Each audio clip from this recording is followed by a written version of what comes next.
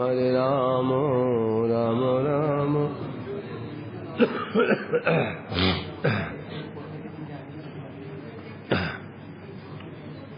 श्री श्री बृहद भागवतामृतम प्रथम खंड चतुर्थ अध्याय श्रवण कर रहे हैं हम लोग। नारद हनुमान संवाद। इसमें कल से हनुमान जी जिनता वशतः कह रहे थे, यदि मैं भगवान का प्रिय होता, प्रिय सेवक होता, तो प्रभु मुझे अपने साथ लेकर के जाते, हठात मुझे छोड़ करके नहीं जाते। सुग्रीव आदि अंगद, सुग्रीव अंगद नलनील आदि जितने भी बंदर भालू थे, उनको लेकर गए और पूरे कौशल देश को लेकर चले गए, मुझे ही छोड़ दिया। अतः ये लक्षण स्पष्ट कर देता है, मैं उनका प्रिय नहीं हूं। सेवा सौभाग्य हेतुश्च महाप्रभु की तो महान अनुग्रहो मयि स्निग्धे भवद्भि अनुमीयते। अब यहाँ हनुमान जी जो उन पर भगवान की कृपा है वो स्वीकार भी कर रहे हैं, अस्वीकार करते हैं सभी खंडन भी कर रहे हैं। क्या बता रहे हैं? हे नारद जी, आपकी मुझे बड़ी कृपा है, बड़ा स्नेह है। उस स्नेह के कारण ही मेरे सेवा सौभाग्य को देख करके आप ये अनुमान लगा रहे हैं मैं प्रभु का अति अति अति प्रिय पात्र हूं। ये जो लगा रहे हैं ना, ये मेरे प्रति आपका केवल स्नेह है और कुछ नहीं। ठीक है, मेरे सेवा सौभाग्य, मैंने बड़ी सेवा की, स्वीकार कर रहे हैं, सेवा मैंने की है, ये मेरा सौभाग्य ही है। परंतु ये मेरा सेवा सौभाग्य प्रभु की कृपा का लक्षण है, इसको नहीं कहा जा सकता। ये कह रहे हैं यहां पर हनुमान ने रामचंद्र जी के द्वारा जो राम जी ने तो परित्याग किया, उस लक्षण से अपने महादुर्भाग्य की बात कह रहे हैं। फिर भगवान की करुणा प्राप्ति के सौभाग्य। अब जो राम जी की उन पर कृपा हुई, करुणा हुई, जो उन्होंने राम जी ने उनको अपनी सेवा प्रदान की, तो ये सौभाग्य लक्षण है। जो सेवा किसी को नहीं दी राम जी ने, वो सेवा हनुमान जी को दी। और मुद्रिका प्रदान की, जाओ जाकर के सीता जी को अर्पण करना, ये किसी अन्य को उन्होंने नहीं की। बहुत ही अत्यंत ही रहस्यमय सेवा थी, उनको प्रदान की, और बहुत सेवाएं उनको प्रदान की है। तो जो कि उन्होंने अनुभव किया, हनुमान का अनुभव है। मुझ पर करुणा तो भगवान की है ही है ना, बड़ी करुणा मुझ पर, मुझे उन्होंने सेवा प्रदान की, ये करुणा तो है ही है, ये अनुभव उनको है ही है। और दूसरी ओर नारद जी ने जब नारद द्वारा कथित अपने प्रति परम अनुग्रह को अंगीकार किया, कुछ तो हनुमान जी का अनुभव है, मुझ पर उनकी कृपा है। और नारद जी ने कुछ ऐसी बातें कही हैं कि आप पर राम जी की कृपा है, इसको भी स्वीकार कर रहे हैं। कैसे स्वीकार कर रहे हैं? गौरव के साथ। गौरव कहने से नारद जी कह रहे हैं, एक तो नारद जी प्रमाणिक व्यक्ति हैं, वो कह रहे हैं, और फिर अनुभव भी उनको है। विचार दो प्रकार से होता है। कोई व्यक्ति कहता है प्रभु जी आप तो महान हैं, आप महान व्यक्ति हैं, और वही सद वैष्णव है, महाभागवत है, बोलते हैं, ये तो वो कह रहा है। अब हमें क्या अनुभव है? यहां कहने वाला कौन है? नारद जी। वो चापलूसी कर नहीं सकते। और फिर हनुमान को भी अनुभव है, मुझे प्रभु कृपा है। उसी प्रकार से जो हमें लगता है, हमें अनुभव है नहीं जी हम तो वास्तव में श्रेष्ठ भक्त हैं, और जो कह रहा है ये भी चापलूसी नहीं कर रहा है, क्योंकि चापलूसी कर ही नहीं सकता है। निरपेक्ष वैष्णव कभी चापलूसी नहीं करते हैं। जो तुम्हारी औकात है उसके अनुसार ही सम्मान देंगे। एक परम वैष्णव, श्रेष्ठ वैष्णव यदि कह रहे हैं, मैं प्रशंसा कर रहे हैं, और यदि मुझे अनुभव भी हो रहा है, नहीं जी मुझे अनुभव हो रहा है कि मुझे भक्ति है, मैं वैष्णव हूं, भक्ति है, तो ठीक है। अब यदि मुझे अनुभव ही नहीं है, क्योंकि हर व्यक्ति जानता है कौन कितने पानी में, तुम भी जानते हो, मैं भी जानता हूं, हमारा नाम क्या है, हमारा नाम कैसा हो रहा है, कितना शुद्ध हो रहा है, हमारी सेवा कितनी शुद्ध हो रही है, कथा कितनी शुद्ध हो रही है, प्रचार कितना शुद्ध हो रहा है। यद्यपि ये भगवान की सेवा है, तो सेवा कितनी शुद्ध हो रही है हर व्यक्ति जानता है इसको, भले ही बाहर प्रकाशित ना करे, हर व्यक्ति जानता है इसको।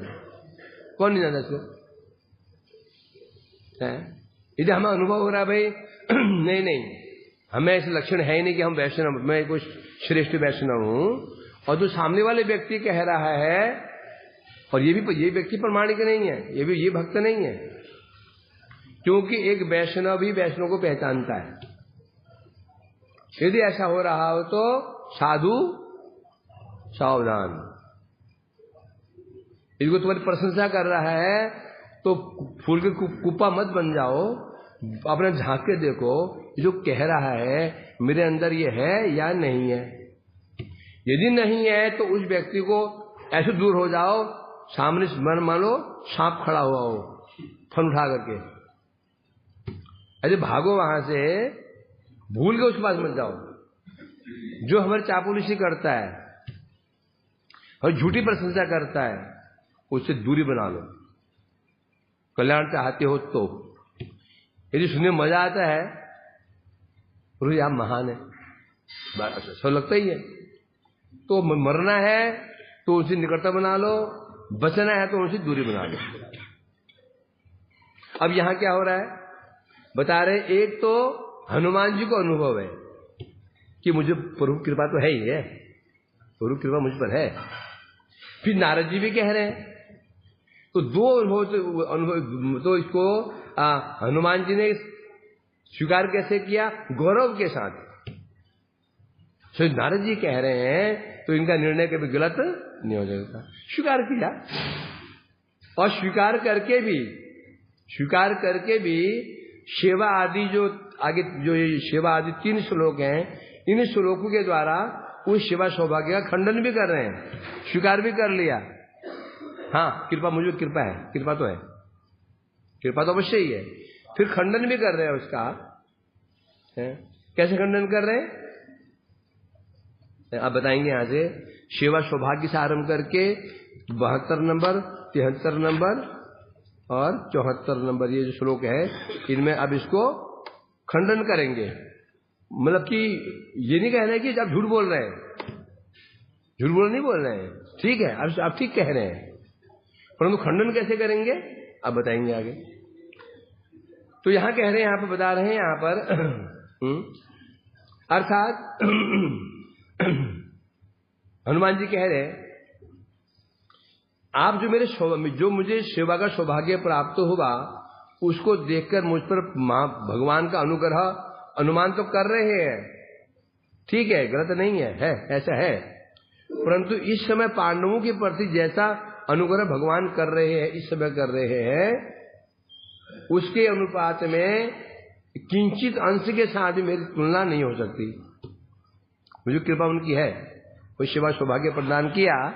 इस समय जगत में अवतीर्ण होकर के मेरे प्रभु पांडवों पर जैसी कृपा का वर्षण कर रहे हैं, उसकी तुलना में मुझ पर जो कृपा हुई है, कोई तुलना ही नहीं है।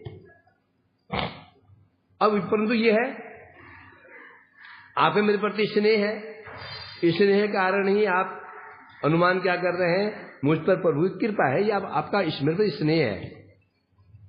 जहां स्नेह होता है ना, जहां स्नेह होता है, उसके प्रति थोड़ा भी हम कुछ गुण देख लेते हैं, उसको हम महान मान लेते हैं, ये स्नेह का लक्षण होता है। परंतु आप जो अनुमान कर रहे हैं मैं प्रभु का कृपा पात्र हूं, ये केवल स्नेह वशतः कह रहे हैं, आप तत्व विचार नहीं कर रहे हैं।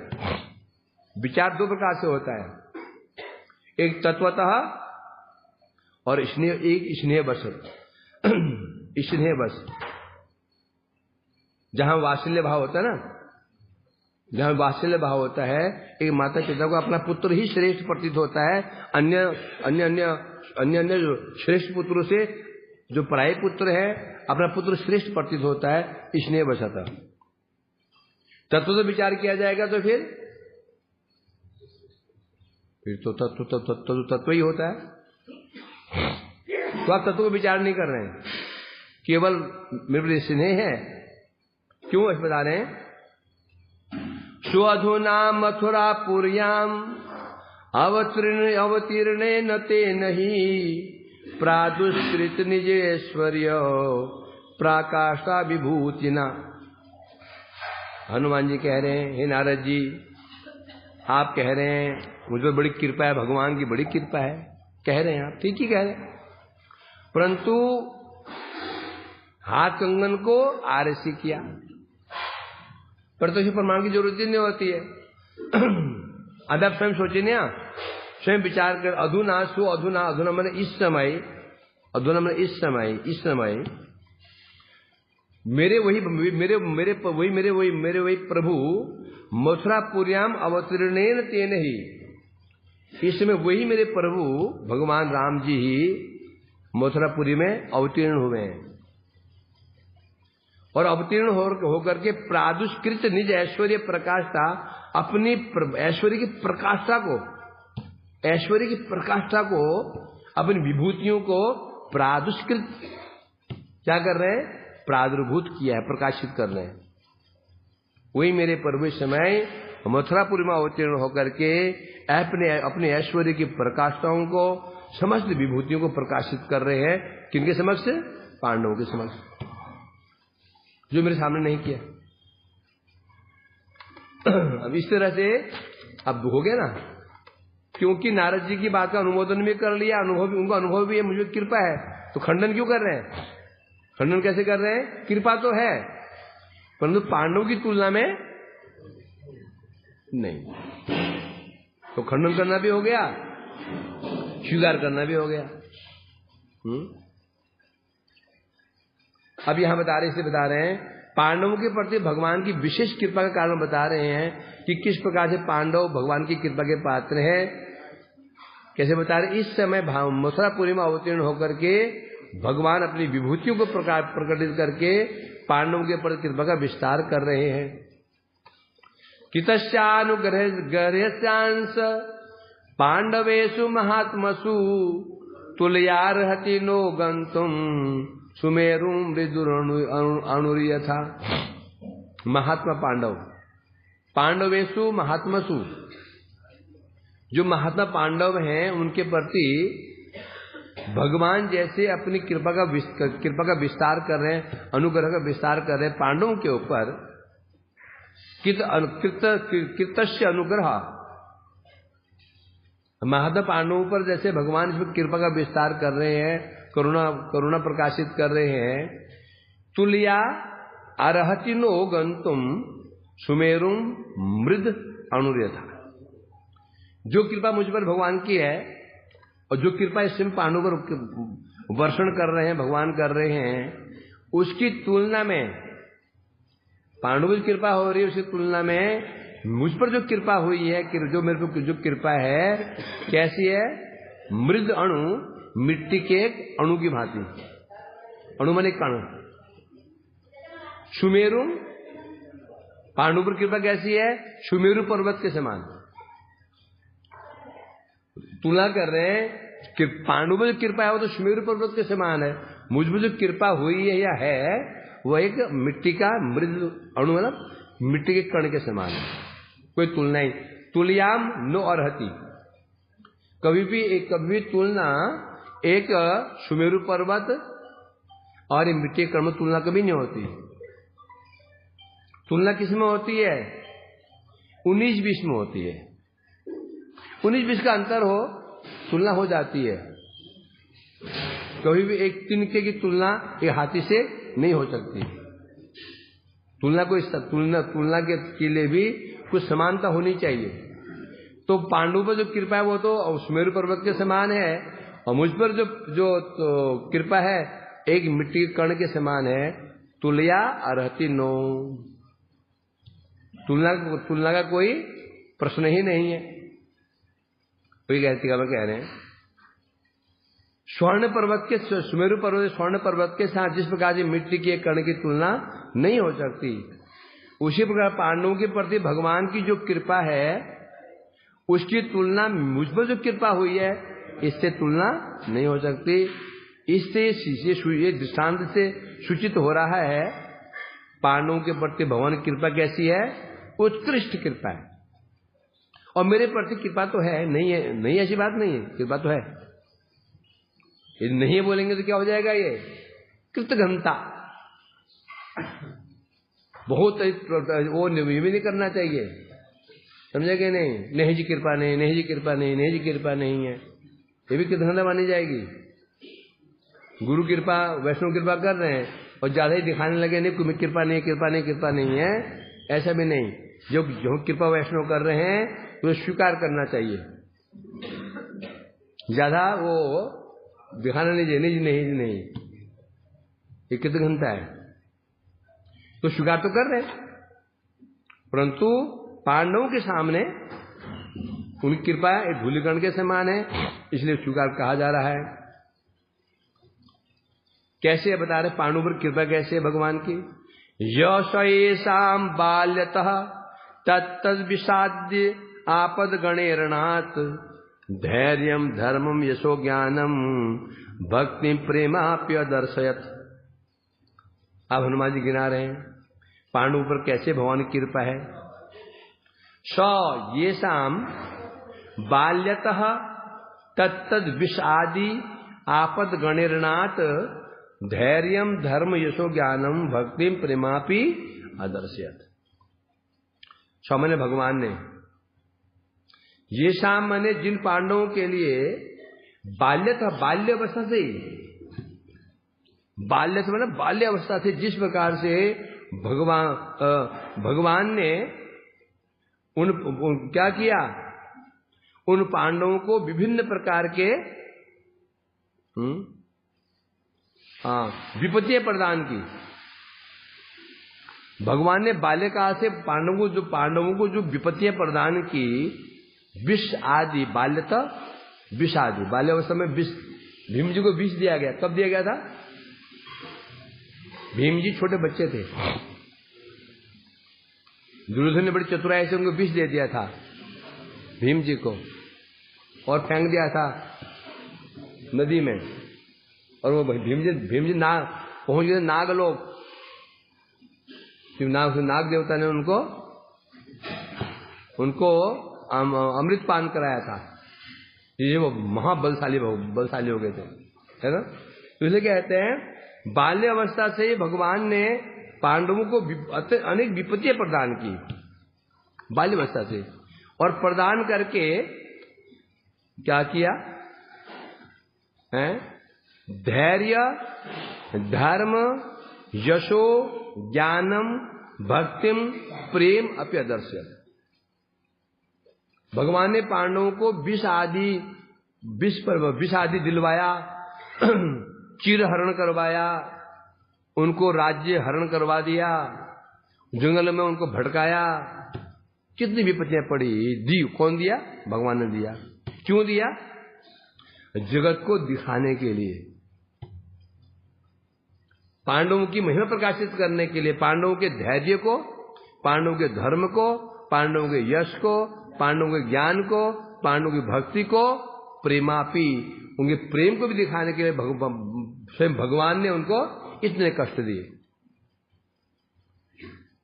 ये कौन सी भी परिपाटी प्रेम की कष्ट देकर महिमा निखार रहे,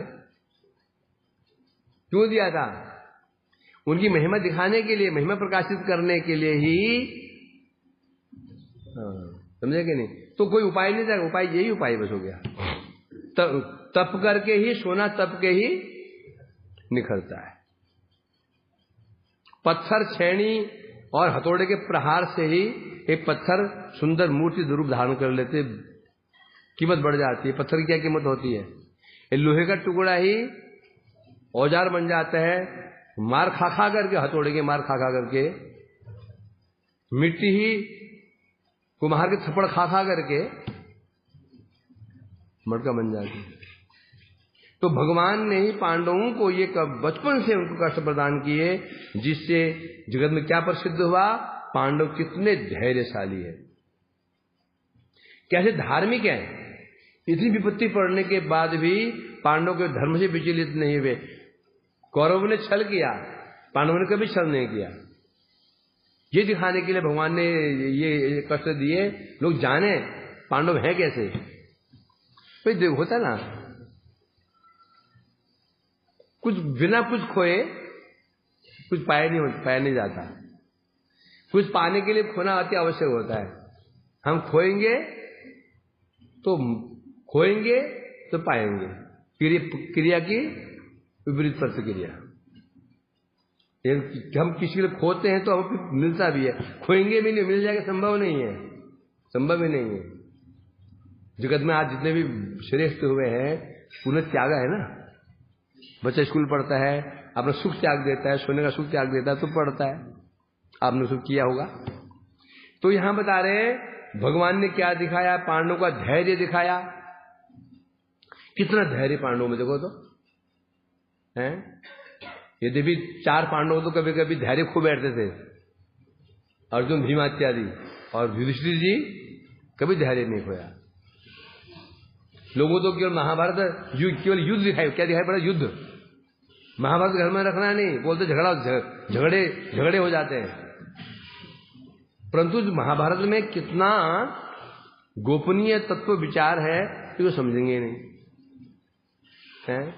एक सदगृहस्थ बनना हो तो महाभारत पढ़ना होगा, तब पता चलेगा कि गृहस्थ कैसे हुआ जाता है, घर में कैसे रहा जाता है। महाभारत है क्या, पारिवारिक कलह तो है, और क्या है, नहीं क्या। भाइयों में पारिवारिक कलह है, भाई में युद्ध है, और क्या है, राज्य के लिए मारपीटी है भाई रूप में। और उस समय देखो युधिष्ठिर महाराज जी अन्याय पर अन्याय सहे जा रहे हैं, अन्याय पर अन्याय सहे जा रहे हैं, धैर्य कभी नहीं खोया, धर्म कभी नहीं खोया। स्वयं भगवान कह रहे हैं धर्म परित्याग कर दो। भगवान ने क्या बोला, युधिष्ठिर महाराज धर्म मार्ग में रह करके तुम ना तो तुम द्रोणाचार्य को तुम जीत नहीं पाओगे, धर्म मार्ग में रह के द्रोणाचार्य को जीत नहीं पाओगे, नहीं परास्त नहीं कर पाओगे, क्योंकि उनको वरदान है जब तक हाथ में उनके अस्त्र है उन्हें कोई परास्त नहीं कर सकता। जब जैसे धर्म करते रहे तो वो संभव नहीं है। उन्हें स्पष्ट मना करते, मेरी बस की बात मैं नहीं कर सकता, ये हाथ खड़े करे मैं ऐसे अधर्म नहीं कर सकता। तो किया कौन फिर, भगवान ने स्वयं ही काम किया उनके लिए। इस प्रकार से पांडवों के धैर्य को जगत में दिखाया। सोचो ना, यदि महाभारत युद्ध नहीं होता, पांडव को समझ पाता क्या। कुछ ऐसे नामधारी पंडित, बड़े बड़े पंडित हैं, बड़े ऐसे विद्वान हैं जो ये कहते उत्तरकांड है ही नहीं करते थे। जैसे रासु यज्ञ हुआ, रासु यज्ञ में सबको शिवाएं वितरित की जा रही, तुम्हें ये सेवा करनी है, तुम्हें ये सेवा करनी है, तुम्हें ये सेवा करनी है। तो भगवान ने क्या सेवा मांगी थी, जितने अतिथि आएंगे सभा कक्ष में उनके पाद प्रक्षालन की सेवा, जलदान, उनके चरणों में जल देते हैं, पैर धोते हैं, वो ये नियम होता है। अतिथि जब आते हैं उनके चरण धुलाने चाहिए बाहर, कि हमारा कारपेट गंदा ना हो जाए।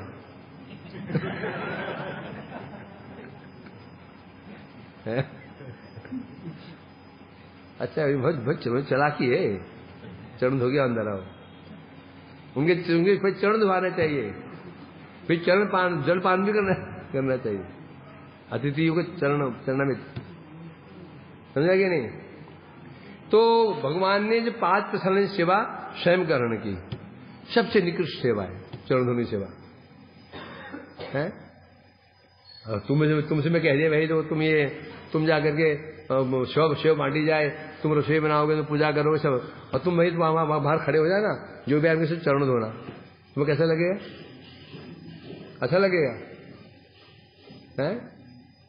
हाँ वैष्णव आ रहे हैं, चरण धोना अच्छी बात है, वो सामान्य रूप अच्छा नहीं लगेगा ये। इतनी निकृष्ट सेवा भगवान ने ग्रहण की। वीराव फिर उसके पश्चात उनके कृष्ण ने उनके मंत्री बन गए। मंत्री से कहते हैं जो मंत्रणा देता है उसे मंत्री कहते हैं। किसी भी राजा की पावर शक्ति क्या होती है? मंत्री मंत्रणा देता है। उसी प्रकार हमारे भी ऐसा ही है। हमारा उद्धार होगा कि हमारा सर्वनाश होगा ये डिपेंड करता है हमें मंत्रणा कौन दे रहा है। समझे कि नहीं? ध्यान रखो, हमें मंत्रणा दो, हमारा मंत्रणा कौन दे रहा है, हमें उपदेश कौन दे रहा है, मार्गदर्शन कौन कर रहा है। यदि वो समर्थ तो ठीक है। प्राय मंत्रणा देने वाले प्राय हम जैसे मंत्री कैसे होते हैं? हमारे जैसे ही होते हैं। स्वयं डूबे और तुमको भी ले डूबेंगे। इसलिए मंत्री का बड़ा महत्व होता है। पहले राजाओं के मंत्री हुआ करते। मंत्री राजा का राज्य निर्भर करता है मंत्री के ऊपर। मंत्री यदि सफल है, राजा सफल है। मंत्री फेल, अभी तो होता है ना कि प्रधानमंत्री जो होते हैं, इनके जो दूत एम्बेसडर दूत होते हैं, दूसरे देशों में जाते हैं, उन पर डिपेंड करता है वो कैसे देश को आगे वहां कैसे वो देव को प्रकाशित करते हैं, वो डिपेंड करता है। होता ना, बात जाते हैं दूध बन के जाते हैं, ऐसे होता है। इस प्रकार से हनुमान जी पांडवों की महिमा का गान कर रहे हैं और भगवान की कृपा का वर्णन कर रहे हैं। पंचाकल्पतरुभ्यश्च कृपा सुमैतानां पावन वैष्णवेभ्यो हरे कृष्णा कृष्णा कृष्णा हरे हरे हरे राम राम राम हरे निताय गौर हरे बोल हरि बोल गौर हरे